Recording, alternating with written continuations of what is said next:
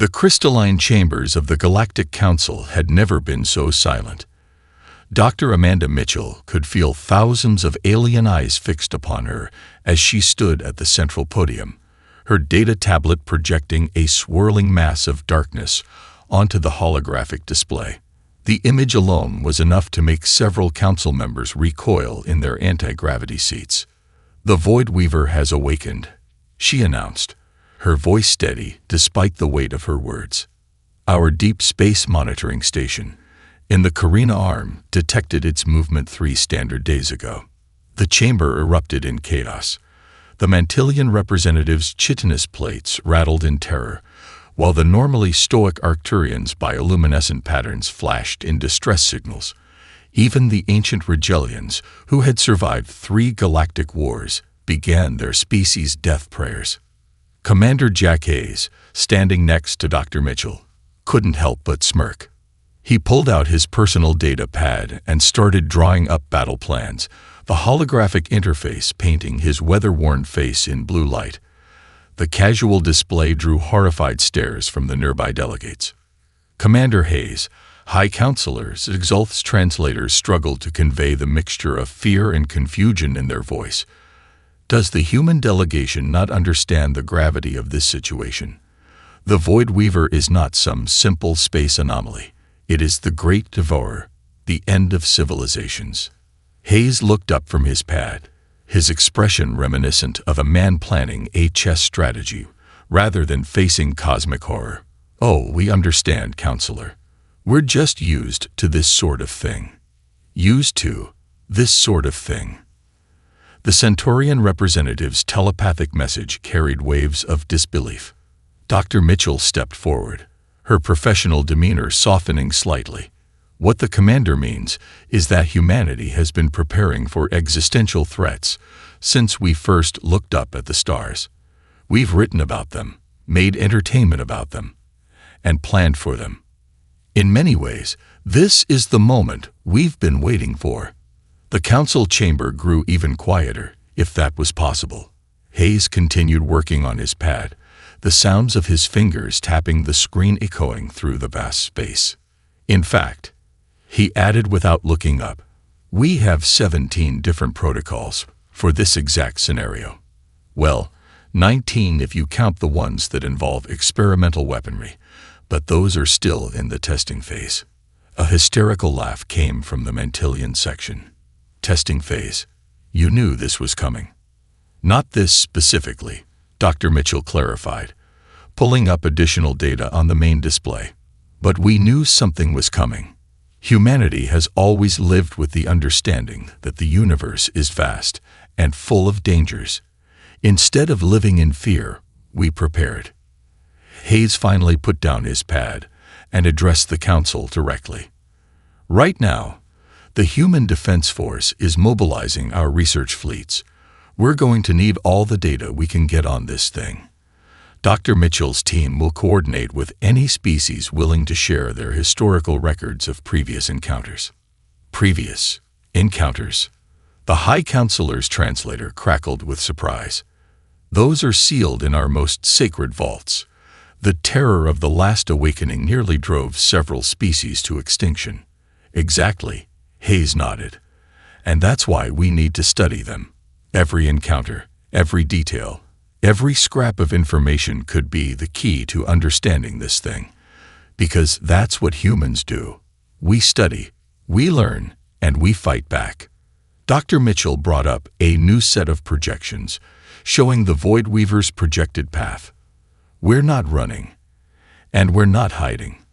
We're going to face this head-on, with everything we've got. Now, who's with us?" The silence that followed was different from the one that had opened the session. This time, it was filled not just with fear, but with something else. A tiny spark of hope, kindled by the strange new species that looked into the face of cosmic horror and saw not an end, but a challenge. Commander Hayes smiled as he saw the first tentative hands, appendages, and sensory organs rise in support. He'd seen that look before, in every human victory against impossible odds.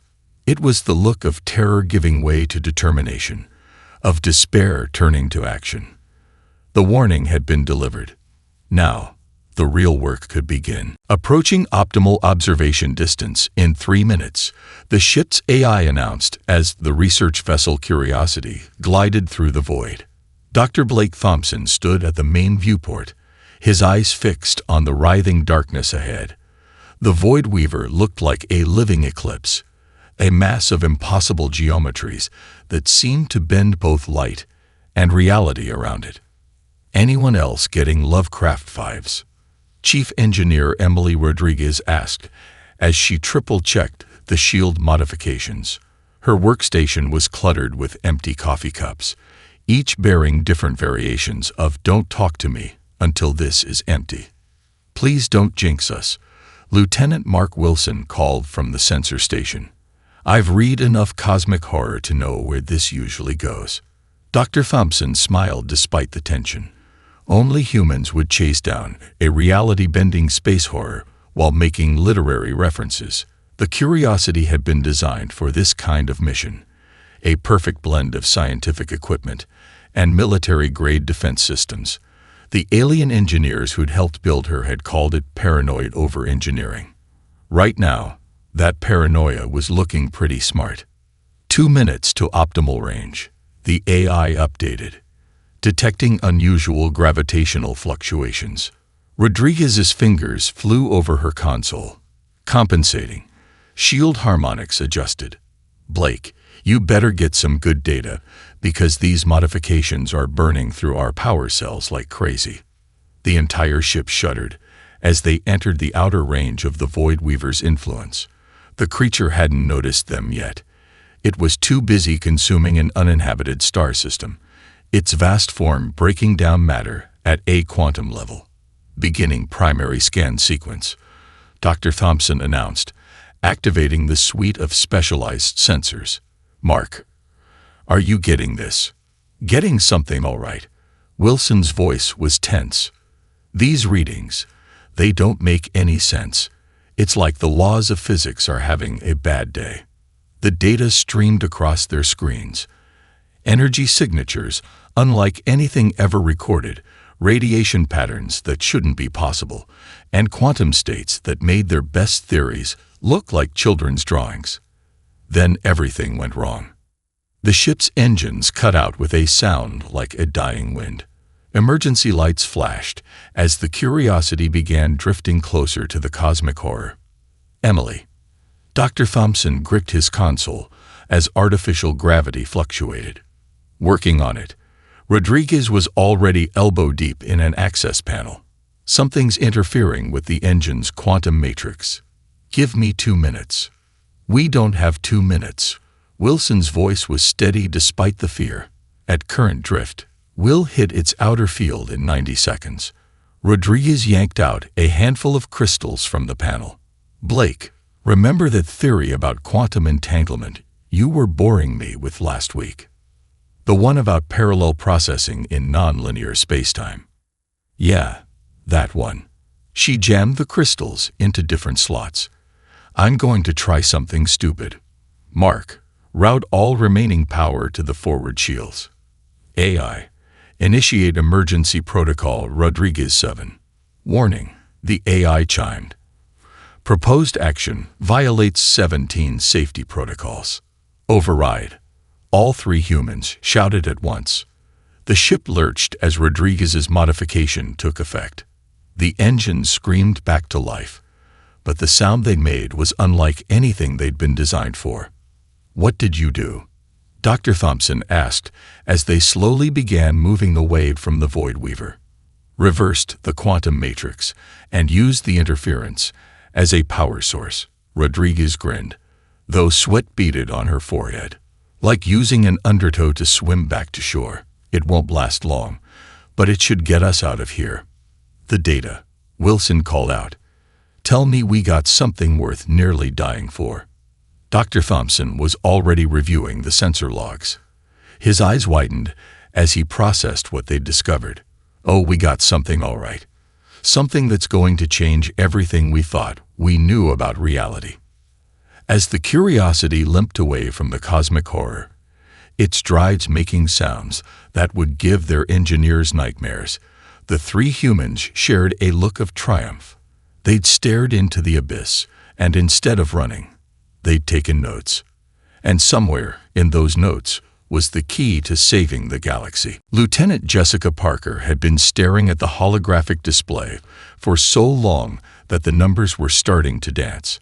The data from the Curiosity's suicide run floated before her, a three-dimensional maze of statistics and readings that had already driven 2 alien scientists into early hibernation.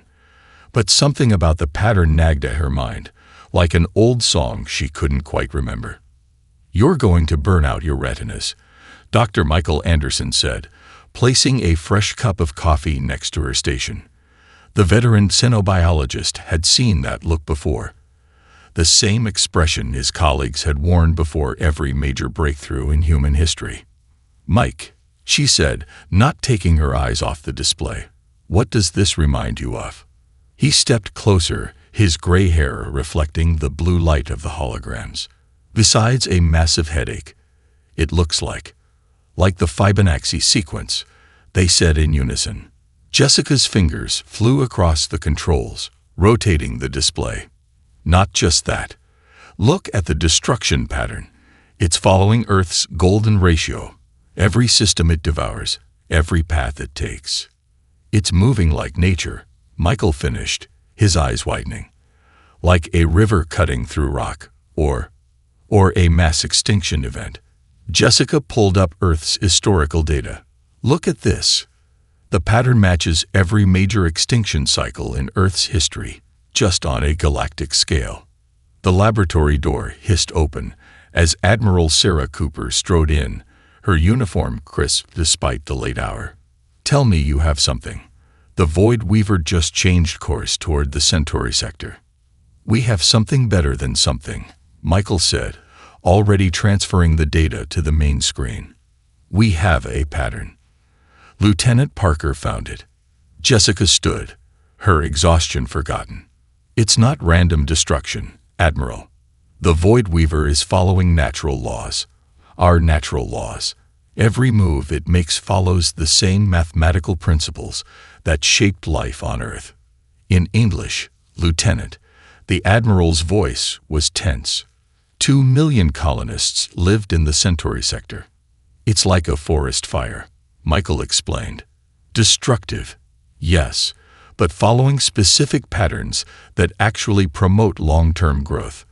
The Void Weaver isn't just destroying, it's restructuring space itself according to these patterns.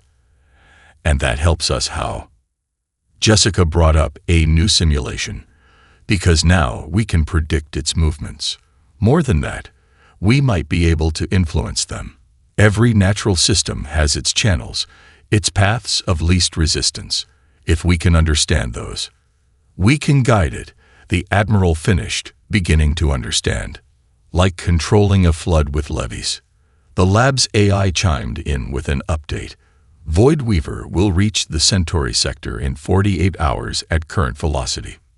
"Not enough time to evacuate everyone," the Admiral muttered. "Maybe we don't have to." Michael was already running calculations. If Lieutenant Parker's theory is correct, we could use the natural channels to divert it, like water finding a new course. "The other species think we're mad," Jessica said, programming a new series of simulations, studying the thing instead of running. "But this is what humans do. We observe, we learn, we adapt. And sometimes we win," the Admiral added, watching the simulations play out. "How sure are you about this theory?" Jessica and Michael exchanged looks. "Sure enough to bet the Centauri sector on it," Jessica said finally. Admiral Cooper nodded slowly. "Then get me everything you have. We'll present it to the Council in 2 hours." "And Lieutenant?" "Yes, Admiral." "Good work. This is why we keep looking when everyone else looks away." As the Admiral left, Jessica turned back to the displays, the numbers no longer dancing, but marching in perfect, natural order. They had found their pattern in the chaos, their method in the madness. Now they just had to convince a terrified galaxy to trust human intuition one more time.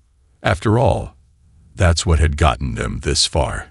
The uniquely human ability to find meaning in the meaningless, to see patterns where others saw only panic, and to face the unknown armed with nothing but curiosity and courage.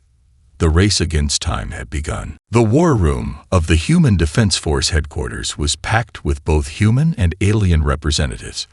Marine Colonel David Reynolds stood before them, his weathered face illuminated by the massive holographic display showing the Void Weaver's progress through the galaxy. "Ladies, gentlemen, and distinguished others," he began, his voice carrying the weight of 20 years of combat experience. "What I'm about to propose is either going to save the galaxy or get us all killed. We're calling it Operation Pandora." Professor Laura Thompson, recently arrived from the Quantum Physics Division, stepped forward with her own datapad. The young physicist had dark circles under her eyes from 3 straight days of calculations, but her voice was steady. "The Colonel's plan is insane," she stated flatly. "It's also our best shot at survival." The hologram shifted, showing a complex network of modified stellar engines positioned around an artificial gravity well. The Arcturian ambassador's crystalline form vibrated in distress. "You want to create an artificial feeding ground?" The ambassador's translator crackled with disbelief. "The energy requirements alone would drain 50 star systems." 47, actually, Professor Thompson corrected, bringing up her calculations. "And we're not going to drain them, we're going to borrow them. The same way the Void Weaver does." Colonel Reynolds nodded to a technical team, who added another layer to the hologram. "Thanks to Lieutenant Parker's discovery about natural patterns, we know how the entity feeds. Now we're going to use that knowledge to set the perfect trap." The Regellian representative's tentacles writhed in agitation. "This is beyond madness. You're proposing to create an artificial quantum singularity just to see if a cosmic horror will take the bait." "Actually," Professor Thompson interjected, her fingers dancing across her pad, "we're creating 3 singularities. The math only works with 3. The room erupted in chaos. The Mantillian delegation began their species' prayer for the doomed, while several other representatives simply walked out. "Enough." Colonel Reynolds' voice cut through the pandemonium. "Look at the simulation." A hologram played out their plan. 3 artificial gravity wells, positioned in a perfect golden ratio, creating a resonance pattern that matched the Void Weaver's own energy signature. "It's like setting up a tuning fork," Professor Thompson explained. "We match its frequency, create a harmonic response, and pull it right where we want it," Reynolds finished. "Like leading a bull with a red cape, except the bull is a reality-bending space monster, and the cape is a carefully orchestrated disruption of space-time itself." "But the risk?" the Arcturian ambassador started. "Is acceptable compared to the alternative." A new voice cut in. Admiral Cooper had entered silently during the presentation. "The Centauri sector has less than 30 hours. We don't have time for anything safer." Professor Thompson brought up one final calculation. "I've run the numbers 10,000 times. The plan has a 37% chance of success. That's barely better than 1 in 3. The Regellian representative exclaimed. "Better odds than humanity had of surviving our own Stone Age," Colonel Reynolds said with a grim smile. "We've beaten worse. The real question," Admiral Cooper addressed the room, "is who's with us. We need those stellar engines, and we need them now." Silence fell as the aliens looked at each other.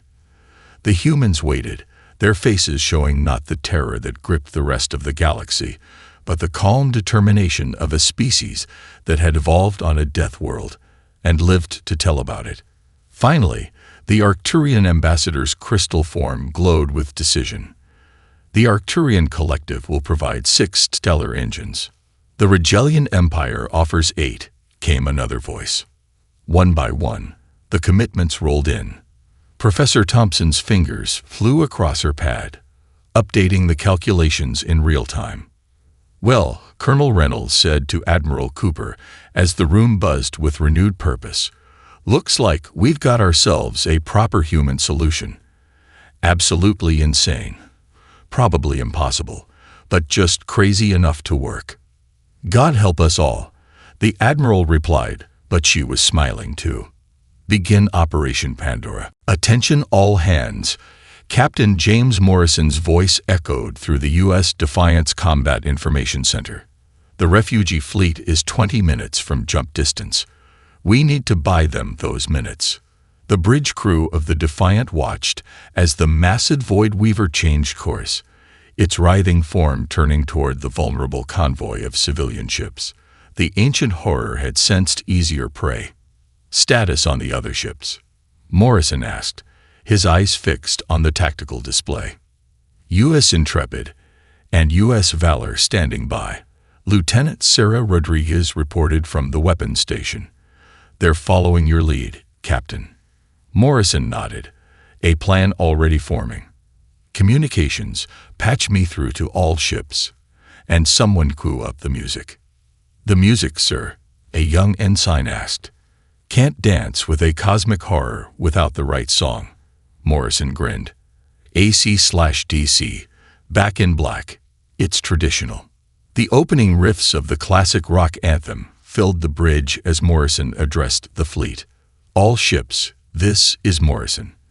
We're going to play a little game of cat and mouse. Pattern Delta 7, maximum burn on my mark.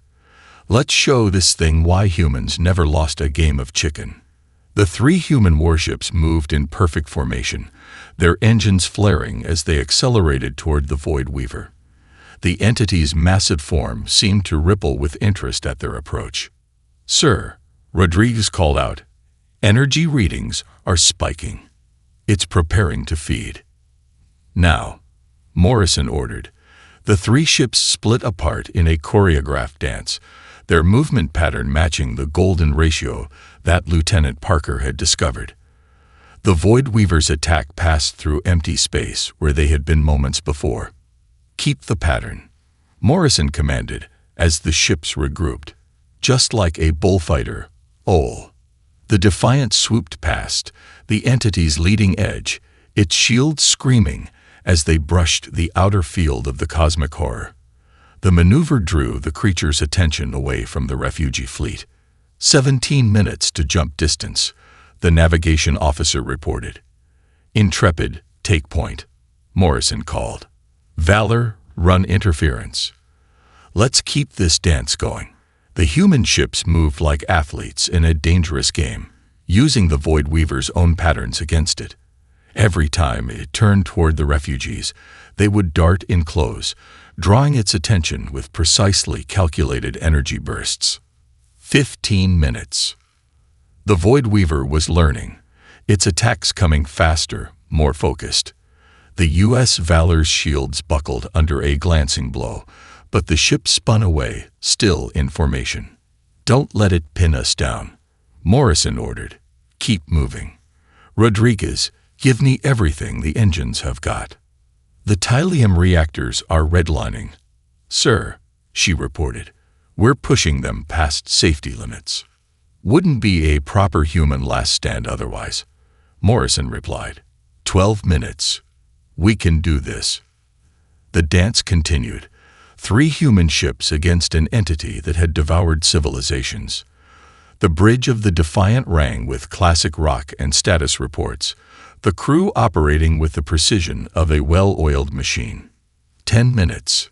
The Void Weaver lashed out, a tendril of dark energy catching the Intrepid's port side. The ship spun but recovered, its captain's voice steady over the comm. "Still in the fight." 8 minutes. Morrison's hands flew over his controls as he led another pass, the Defiant's hull groaning under the strain. "Come on, you beautiful ship," he muttered. "Just hold together a little longer."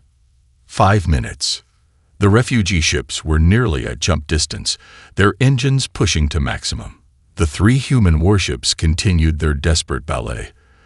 drawing the horror's attention with every calculated move. 3 minutes. Valor's shields are critical, Rodriguez called out. 2 minutes. The Void Weaver gathered itself for one final attack, its form condensing into a point of ultimate darkness. 1 minute. All ships, emergency evasive. Morrison shouted, "Give it everything you've got." The refugee fleet vanished in a flash of jump drives just as the Void Weaver's attack ripped through space. When the energy dissipated, 3 battered but intact human ships hung in the void, their crews cheering over the final chords of Back in Black. All refugees accounted for, Rodriguez reported, her voice thick with relief. "We did it, sir." "Of course we did," Morrison replied, finally allowing himself to relax. "We're human. This is what we do." Lieutenant Ryan Cooper had never felt more alone than he did inside the neural interface chamber. The specially designed room was meant to connect with the energy matrix they'd created, using human consciousness as a bridge. Around him, holographic displays showed the 3 artificial singularities pulsing in perfect harmony, ready to spring their trap. Neural link established. The AI announced. Quantum resonance at 87% and rising. Dr. Amanda Mitchell's voice came through his headset. "Remember, Ryan, you're our best chance at communication. Your pattern recognition scores are off the charts, and you've got the strongest empathic ratings we've ever seen." "No pressure, right?" Ryan adjusted the neural interface band around his forehead. "Just having a chat with a space god." The Void Weaver was approaching, drawn by the siren song of their artificial feeding ground. Its vast form rippled with colors that shouldn't exist in normal space, making Ryan's eyes water just looking at it. Contact in 3, 2, 1. The world exploded into fractals. Ryan found himself floating in an ocean of mathematics, where every wave was an equation and every current a theorem. The Void Weaver's consciousness brushed against his mind like an avalanche of pure information. "Hello," he thought, projecting the greeting through the matrix. "We've been trying to reach you about the universe's extended warranty." The ancient horror paused, its attention focusing on this tiny mind that dared to joke in the face of infinity. Ryan felt its confusion, its curiosity, and something else. "You're afraid," he realized with sudden clarity. "Just like us." Images flooded his mind, vast empty spaces between galaxies, endless centuries of solitude, the desperate search for others like itself. The Void Weaver wasn't destroying for the sake of destruction. It was screaming into the cosmos, hoping for an answer. "Dr. Mitchell." Ryan's voice shook as he spoke through the neural link. "You need to see this. It's looking for its family." The entity's consciousness pressed against his, sharing millennia of memories. Ryan saw the universe as it had been when the Void Weaver's kind were numerous, when they had danced between the stars in complex patterns that shaped reality itself. "The golden ratio," he gasped. "That's why it follows the pattern. It's not just mathematics. It's a language, a way home." Through the interface, he felt the other scientists' excitement as they processed this information. But the Void Weaver wasn't done. It showed him more. The slow extinction of its kind, the growing silence in the spaces between stars, the creeping terror of being the last of its species. "You're not destroying worlds," Ryan said softly. "You're looking for a way to save your kind. The energy you consume, it's not food, is it? It's raw material for reproduction."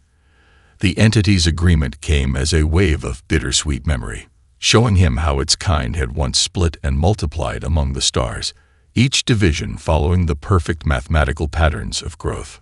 "Dr. Mitchell," Ryan called out, his voice stronger now. "We've got it all wrong. We don't need to fight it. We need to help it." "Help it," someone in the background exclaimed. "It's destroyed entire systems." "Because it's desperate," Ryan explained, still connected to the ancient being's sorrow. We humans know what that's like, don't we? To be alone, to fear extinction, to do whatever it takes to survive. Through their connection, the Void Weaver sensed his sincerity, his understanding. For the first time in eons, it found a species that didn't run in terror, that sought to understand rather than destroy. We can find a way, Ryan promised, both to the entity and to his watching species. That's what humans do. We solve problems, we build bridges, we find a way forward. In the space between thoughts, between the mathematical patterns that bound reality together, two very different forms of consciousness reached an understanding. The Void Weaver had found not just an audience for its pain, but perhaps, at last, a solution. Dr. Catherine Wells stood before the Galactic Council, her presentation displaying images that made the assembled delegates shift uncomfortably in their seats. On the main screen, a California condor soared over mountains, while data about Earth's Great Species Recovery Project scrolled beside it. In 1987, the California condor was extinct in the wild. She explained, her voice carrying the passion of someone who had dedicated their life to saving the nearly lost. Only 27 birds remained in captivity. Today, they soar free again. Ambassador Thomas Richardson, standing beside her, added, "What Dr. Wells is suggesting isn't just possible. We've done it before, again and again." The holographic display shifted, showing more Earth species, black-footed ferrets, northern white rhinos, giant pandas, all brought back from the edge of oblivion. The Void Weaver, Dr. Wells continued, is following the same patterns we've seen in endangered species on Earth. The increased aggression, the desperate search for resources, the seemingly destructive behavior. These are all classic signs of a species on the brink. You cannot compare your Earth animals to this cosmic horror. The Rigelian representative's tentacles writhed in agitation. Actually, we can, Ambassador Richardson countered. And more importantly, we must. Lieutenant Cooper's contact proved what Dr. Wells had already suspected. The Void Weaver isn't acting out of malice, but desperation. The display changed again, now showing the complex mathematical patterns the entity used for reproduction. Dr. Wells highlighted specific sequences. Look at these patterns. They're nearly identical to the breeding cycles of Earth's most ancient species. The energy it consumes isn't for destruction. It's trying to create a nursery for its kind. A nursery that destroys entire star systems. Someone shouted from the back. Because it doesn't know there's another way, Dr. Wells said firmly. We've seen this before. Species that destroy their own habitat because they're trapped in desperate survival patterns. But we can show it an alternative. Ambassador Richardson stepped forward. The human experience with species preservation isn't just about keeping things alive. It's about creating sustainable environments where they can thrive without disrupting the wider ecosystem. The room erupted in argument, but a new voice cut through the chaos. High Counselor Zigzulth raised their ancient form. And how do you propose to create such an environment for a being that consumes stars? Dr. Wells smiled. The same way we've always done it.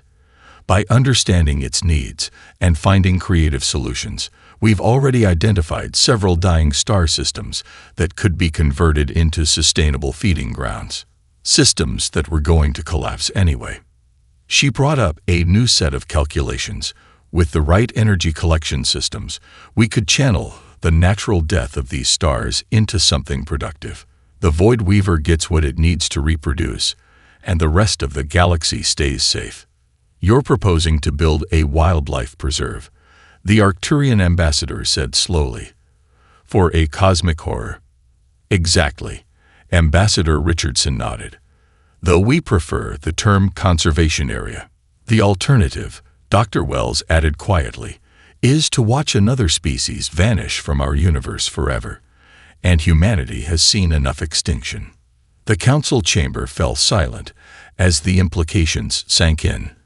The humans watched as the ancient species around them wrestled with a solution that only their young, primitive race had dared to imagine. "It won't be easy," Dr. Wells continued into the silence. "But neither was saving the California condor, or the black rhino, or any of the countless species we've brought back from the edge. This is just conservation on a larger scale." Ambassador Richardson's voice carried across the chamber. "We're not just saving the Void Weaver. We're saving ourselves from becoming the kind of species that would let another go extinct when we could have prevented it." As the council began to debate, Dr. Wells added one final image to her presentation. A simple quote from an ancient human conservationist that read, "In the end, we will conserve only what we love. We will love only what we understand. And we will understand only what we are taught." Director William Harrison stood at the observation deck of the Cosmic Entity Conservation Station, known informally as the Nursery. Through the reinforced quantum glass, he watched as the Void Weaver performed its ancient dance around a dying star, its movements now graceful rather than terrifying. Energy conversion rate at optimal levels, Dr. Catherine Wells reported, her eyes scanning the holographic readouts. "The containment field is holding perfectly. It's actually using our guidance patterns." 6 months had passed since the implementation of what the media had dubbed the Earth Protocol. The station, built using technology from 17 different species and human ingenuity, served as both research center and conservation facility. "Tell me about the new readings," Harrison asked, though he could already see the excitement in her eyes. "We've detected 3 more dormant entities," she said, pulling up the data. "Lieutenant Cooper's connection with the Void Weaver helped us identify their unique energy signatures. They're in deep space hibernation, just like Earth's tardigrades in extreme conditions." The comparison to Earth's most resilient creatures brought a smile to Harrison's face. "Trust humans to find parallels between microscopic life and cosmic horrors." Ambassador Richardson entered the observation deck, accompanied by representatives from the Galactic Council. The aliens still moved nervously when near the Void Weaver, but their fear had been gradually replacing by curiosity. "The latest reports are causing quite a stir," Richardson said, "especially the part about potential revival of the dormant ones." Through the window, they watched as the entity began the final stage of its controlled feeding process. The dying star's energy was being channeled through special collectors, designed using the same mathematical principles that the Void Weaver used naturally. "You know," Dr. Wells said, "when I was working with endangered species on Earth, we had a saying, 'Every species saved is a book we can read.' Look at what we're learning now." She gestured to the new data streams. The Void Weaver's processes were teaching them things about energy conservation and quantum mathematics that would have taken centuries to discover otherwise. "Energy spike," one of the technicians called out. "It's beginning." Everyone pressed forward as the entity began to divide, following the golden ratio in 4-dimensional space. The process was beautiful rather than terrifying now that they understood it. Where there had been one lonely entity, soon there would be 2. "Just like cell division," Dr. Wells whispered. "Life finds a way, even on a cosmic scale." The Arcturian ambassador's crystalline form sparkled with wonder. "When you first proposed this, we thought your species mad. Now you're understanding why we never give up on life," Harrison finished. "No matter what form it takes." The division completed, and for the first time, in perhaps millions of years, 2 Void Weavers danced among the stars. Their movements were synchronized, following patterns that human scientists had only begun to understand. "The recovery team is ready," Harrison announced. "We'll begin the process of reviving the dormant ones next month, once we've prepared more conservation zones."